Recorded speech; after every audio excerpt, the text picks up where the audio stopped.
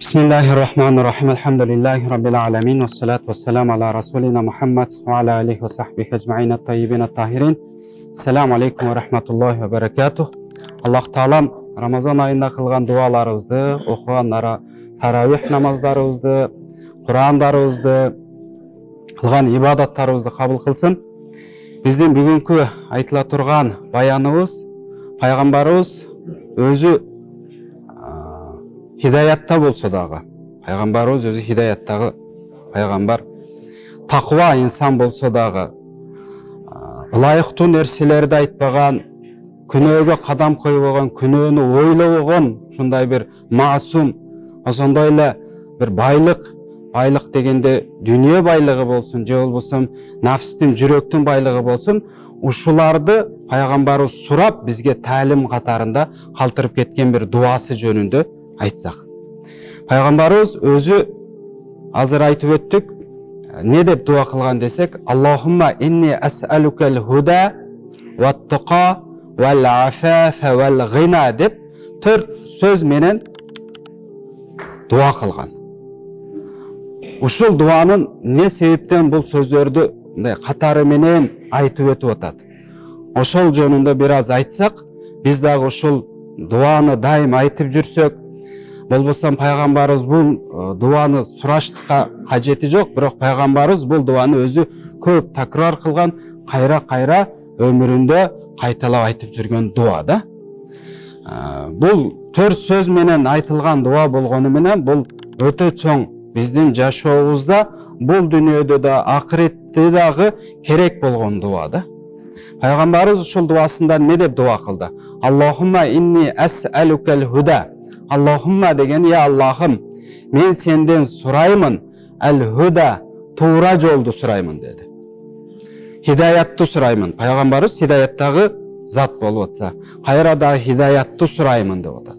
Демек, биз бул хидаятты сураштык бизге сөзсүз зарыл да. Анткени биздин нафсыбыз бар, шайтан бар, азгыра турган, биз азгырылып кала турган нерселер бул дүйнөдө көп да. Ошон үчүн биринчи сурашыбыз бизге эң зарыл болгон нерсе иманга келгенден кийин бул хидаят. Дайым хидаятты туура жолду, ошол туура жолдо дайым жүрүштүктү Алладан сурашыбыз керек. Ошого дагы Фатихада окуганда Ихдина сиратал мустаким деп өзү туура жолдобуз, кайра дагы бизди туура жолго хидаяттагын деп дуа кылып атпайбызбы? Демек ошол туура жолдо дайым жүрүштүктү бизге мүмкүнчүлүгүнү берген деген мааниде болот да. Экинчиси Аллахумма инна ас'алукал худа ват-тука.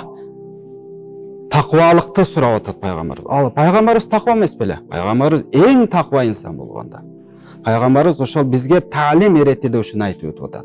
Таквалыкты сураймын деп атат. Демек, биз хидаятка келгенден кийин болду эми, мен Аллага ишендим, туура жолдомун деп таквалык кылбай коюштугубуз керек экен. Биз хидаятка келгенден кийин сөзсүз таквалык кылышыбыз керек экен. Эми таквалык деп эле айтабыз не экен десек, таквалык деген бул ал-имтисал бил авамир. Аллах Тааланын буйруктарына, өкүмдөрүнө баш ийиштик. Аллах Таала намаз оку деди, окушубуз керек. Орозо карма деди, кармашыбыз керек. Арамды жасаба деди, жасабашыбыз керек. Арам жебе деди, жебешибиз керек. Мындайча айтканда, Алланын өкүмдөрүнө баш ийип, жана кайтарган, тыйган нерселерден тыйылышыбыз керек. Ушул таквалык болот, урматтуу жамаат. Таквалык деп ушуну айтат. Ким канчалык ушул буйруктардан амал кылып, буйруктарга, Аллах кайтарган нерселерге канчалык ошодон кайтып, тыйылып, сактанып жүргөн болсо, демек ошонун таквалыгынын даражасы ошончо болуп кете берет. Үчүнчү сураганы болсо, вал-афафа деп сурат. Аллахумма инни ас'алукал худа ват-тука вал-афафа вал-гина dedi. Эми афафа дегени не болуп атат? Адам өзүнү ылайыктуу болбогон нерселерден, адал болбогон нерселерден өзүнү тыйыштык. Кээ бир учурлар болот, сүйлөшкө ылайыктуу жер болбойт. Сүйлөбөй турган учур болот, сен ошол жерде сүйлөбөшүң керек. Сен ошол жерде ылайыктуу эмес учурлар болгондо өзүңдү карманышың керек. Ылайыктуу болбогон жумуштар болсо аны ташташың керек. Демек, афаф ошол. Демек, адал болбогон нерселерден адам өзүнү сакташтыгы бул афаф болуп атат. Эми 4-сүраган сөзү вал гина dedi. Gina degende negizi sözlüktегі мәнісі байлықты сұра. Байлықты, байлықты. Ya Allah, men senden hidayatты сұрап атамын. Тура жолды сұраймын.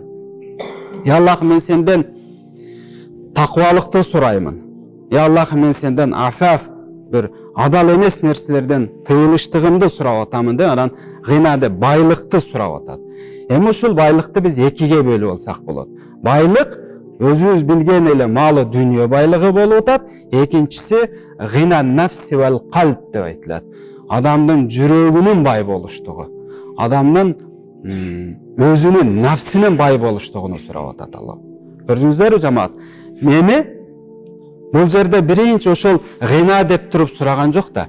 Бизге эң зарыл өзүнүн даража тепкичи менен пайгамбарыбыз бизге ошол дуаны айтып сурап бизге таалим иретиде калтырып кетип атат. Демек биз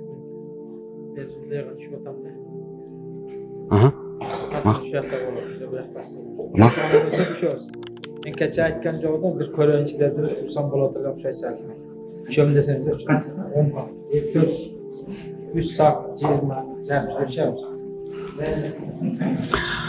Анан демек бизге эмне болуш керек экен? Сурай турган нерсебиз биринчи хидаят, кийин таквалык, кийин афаф, лайыктуу болбогон, адал болбогон нерселерден сактаныштык. Андан кийингиси байлык. Байлык дегенде азыр айтып өттүк.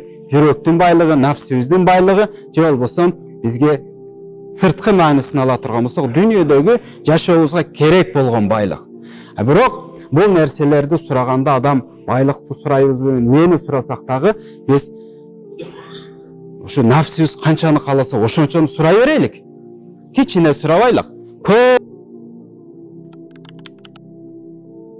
Эми карап туруңуз. Биз жыйынтыктай турган болсок, мисалы, сизге Кудайым байлыкты берди. Бай болуп кеттиңиз дейлик мисалы. Бирок сизде жогору жакта сиз туура жолдогу инсансыз, хидаяттагы инсансыз. Сиз таквалуу инсансыз. Сиз лайыктуу болбогон, адал болбогон нерселерге кадам койбойсуз, сиз өзүңүздү сактап жүргөн инсансыз. Эми сизге байлык берсе, сиз каяка жумшашты дагы билесиз, каяка иштетишти дагы билесиз, ысырап кылбаштыкты дагы билесиз. Алла берген болот да. Ошон үчүн бул нерсени сураганда сураңыздар. Кимдин канчалык нафсы болсо сурай берсин, Алланын казынасы өтө кең, чексиз. Сурагандан биз өзүбүз мындай сараңдык кылбай сурайлык. Анткени ад-дуау мухл ибада. Дуа кылыштык, сураштык, Алладан тилеништик. Бул өзү ибадаттын маңызы, туу чокусу деп айтылат. Аллах Таала ушул Рамазан айында кылган дуа тилектерибизди кабыл кылсын. Амин. Аллахумма инна насалукал худа ват-тука вал-афафа вал-гина. Ахиру дa'wana анил хамдулиллахи раббил аламин. Рахматуллах.